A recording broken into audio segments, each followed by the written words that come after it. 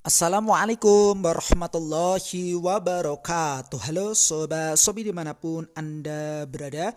Bagaimana nih kabarnya hari ini? Tentunya sehat guys. Nah, di episode kali ini, di video kali ini kami akan menyampaikan sebuah informasi terbaru, yakni tentang pengembalian barang ataupun dana bersama Shopee. Lantas seperti apa nih Kang informasi terbarunya? Nah, silahkan saja untuk teman-teman ya, hadirin Sobat Sobi dimanapun Anda berada mencermati dan mengamatinya secara betul-betul mulai dari awal sampai berakhirnya video ini. Tanpa skip nih guys, supaya tidak gagal paham. Baik, dan ini telah nampak ya terkait dengan pembahasan kita pada kesempatan yang berbahagia ini, rangkuman informasi terbaru terkait dengan pengembalian barang ataupun dana ya bersama Shopee. Nah, untuk teman-teman sudah siapkah mendapatkan materi pada kesempatan yang berbahagia ini?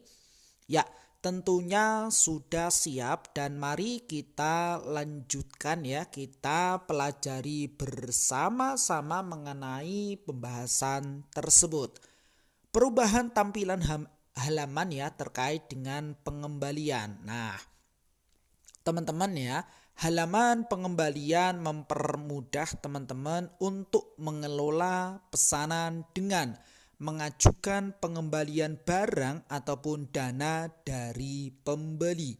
Nah, teman-teman dapat melihat ya terkait dengan pesanan berdasarkan status pesanan dan memilih aksi yang sesuai. Dan berikut ya beberapa status pesanan, aksi, dan pesanan yang akan ditampilkan ya melalui tabel di bawah ini. Silahkan teman-teman cermati ya, mulai dari status pesanan, kemudian aksi, serta pesanan yang ditampilkan. Misalkan untuk yang pertama ya, yakni status pesanan dengan kategori semua, aksinya di sini adalah semua pilihan aksi, kemudian pesanan yang ditampilkan adalah semua pesanan dengan pengajuan pengembalian barang ataupun dana dari pembeli.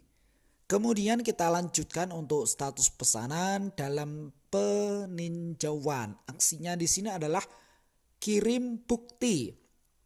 Pesanan yang ditampilkan yang pertama adalah pesanan baru dengan pengajuan pengembalian barang ataupun dana dari pembeli dan pengajuan yang sedang ditinjau oleh Shopee. Kemudian untuk status pesanan yang ketiga adalah sedang dikembalikan. Aksinya di sini meliputi perlu diskusi, kirim bukti, dan perlu validasi. Sedangkan untuk pesanan yang ditampilkan adalah pesanan dengan pengajuan pengembalian barang dan dana. Kemudian pesanan di mana penjual dapat ajukan banding. Oke, sampai di sini bisa dipahami dan bisa diikuti.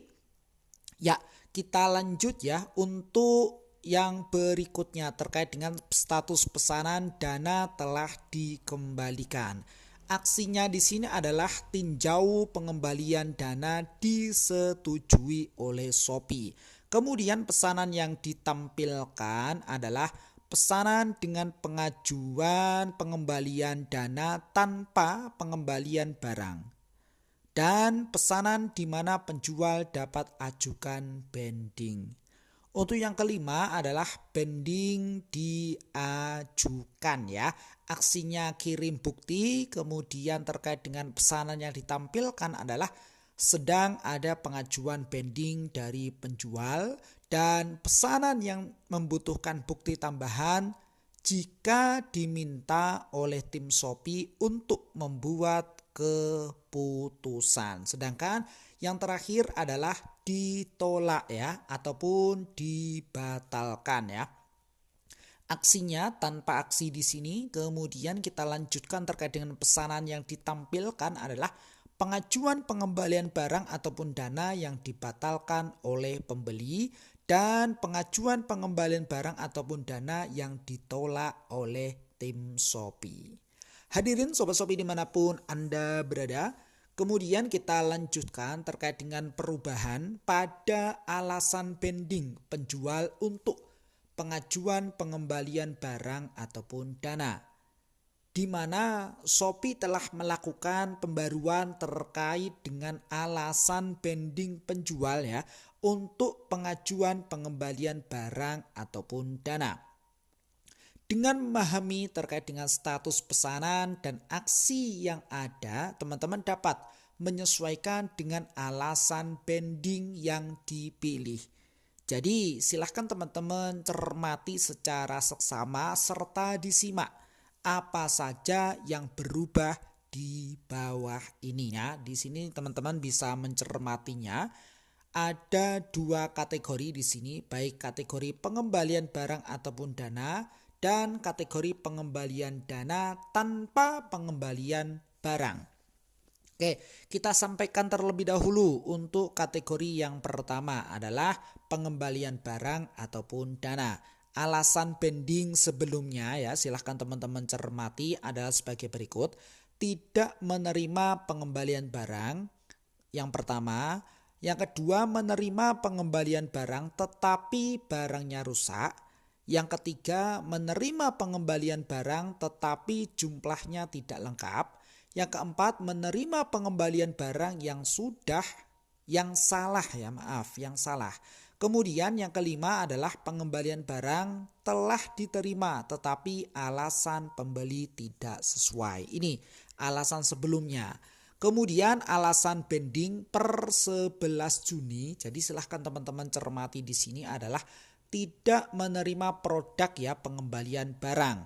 Kemudian menerima pengembalian barang tetapi barang yang kita terima itu rusak. Menerima pengembalian barang tetapi jumlahnya tidak lengkap. Menerima pengembalian barang yang salah dan seterusnya. Ini kategori yang pertama ya. Kemudian untuk kategori yang kedua adalah pengembalian dana tanpa pengembalian barang. Yang mana alasan sebelumnya di sini adalah saya telah mengirim barang dalam kondisi yang baik. Yang kedua, saya telah mengirim barang ya teman-teman sesuai dengan pesanan pembeli. Sedangkan yang ketiga di sini adalah saya telah mengirim barang dan memiliki bukti pengiriman. Sedangkan untuk alasan pending per 11 Juni nampak di sini adalah sebagai berikut. Alasan pembeli tidak sesuai atau baru. Yang kedua, dana yang dikembalikan ke pembeli salah. Sedangkan yang ketiga adalah alasan pembeli benar, tetapi saya memiliki alasan yang lain. Baik, hadirin Sobat Shopee dimanapun Anda berada, sampai di sini bisa dipahami dan bisa diikuti?